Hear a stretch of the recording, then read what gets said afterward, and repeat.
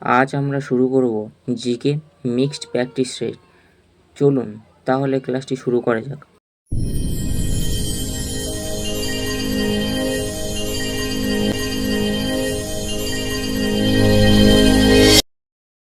প্রথম প্রশ্নে কি বলা হয়েছে? ঝুলন্ত উপত্যকা নিম্নলিখিত কিসের দ্বারা সৃষ্ট ভূমিরূপের উদাহরণ? উত্তর হবে হিমবাহ। নীলগিরির উচ্চতম শৃঙ্গের নাম কি?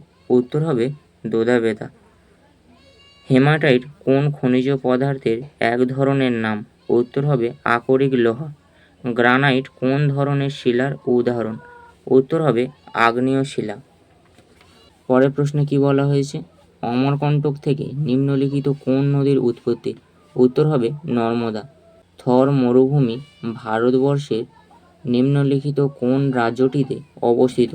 উত্তর হবে রাজস্থান। শিশু নিম্নলিখিত কোন ধরনের উদ্ভিদের উদাহরণ? উত্তর হবে ক্রান্তীয় পর্ণমোচী। কোন রাজ্য দ্বিখণ্ডিত হয়ে ঝাড়খণ্ড রাজ্য গঠিত হয়েছে? উত্তর হবে বিহার। নিচের কোন রাজ্যটি মধ্যপ্রদেশের সঙ্গে কোনো সীমানা নেই? উত্তর হবে বিহার। নিম্নলিখিত কোন রাজ্যে সহ্যাদ্রি পর্বতমালা অবস্থিত? উত্তর হবে মহারাষ্ট্র। নিম্নলিখিত কোন নদীটি পশ্চিমঘাট পর্বতমালা থেকে উৎপন্ন নয়? উত্তর হবে মহানদী। অযোধ্যা কোন নদীর তীরে অবস্থিত? উত্তর হবে সরায়ু। আফ্রিকার বিখ্যাত তৃণভূমি কী নামে পরিচিত? উত্তর হবে সাভানা। নিম্নলিখিতদের মধ্যে কোনটি মানুষের দ্বারা সৃষ্ট ভারতের বৃহত্তম হ্রদ? উত্তর হবে ধেবর হ্রদ। ভারতবর্ষে কোন রাজ্য আখ উৎপাদনে প্রথম স্থান অধিকার করে? উত্তর হবে উত্তরপ্রদেশ। ভারতবর্ষে নিম্নলিখিত কোন দ্রাঘিমাকে স্ট্যান্ডার্ড মেরিডিয়ান বলা হয়ে থাকে? উত্তর হবে 82°30' পূর্ব। মৌসিনরাম জায়গাটি কোন রাজ্যের অন্তর্গত? উত্তর হবে মেঘালয়। রবি শস্য কোন সময় রোপণ করা হয়? উত্তর হবে অক্টোবর-নভেম্বর মাসে। গ্রীষ্মকালীন সৌরস্থিতি কবে হয়? উত্তর হবে 21শে জুন।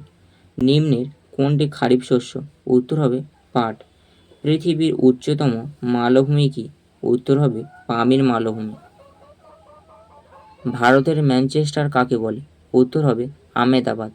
পৃথিবীর দীর্ঘতম নদী কি? উত্তর হবে নীল। কোন নদীকে দক্ষিণ ভারতের গঙ্গা বলা হয়? উত্তর হবে গোদাবরী।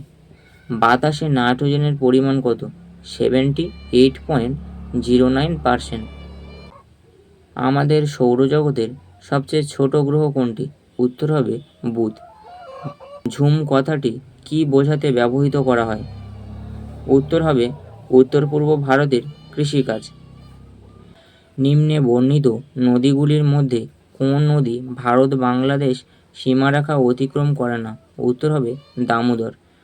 পশ্চিমবঙ্গের কতগুলি জেলা রয়েছে? উত্তর হবে 23টি। ফিজি রাষ্ট্রের অবস্থান?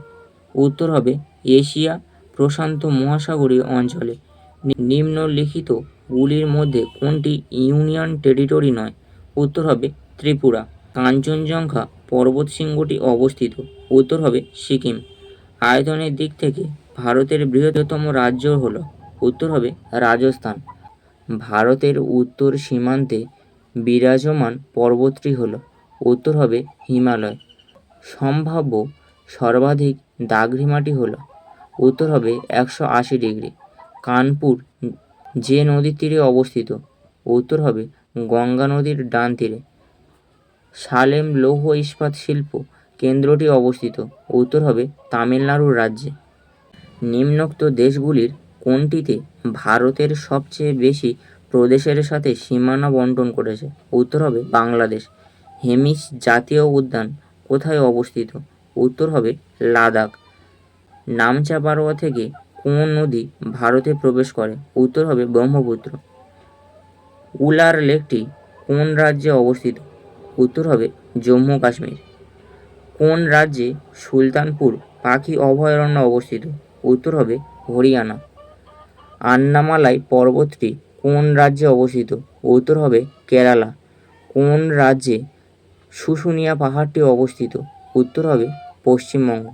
নিম্নলিখিত রাজ্যগুলির মধ্যে কোন রাজ্য তুঙ্গভদ্রা নদীটি বইছে? উত্তর হবে অন্ধ্রপ্রদেশ।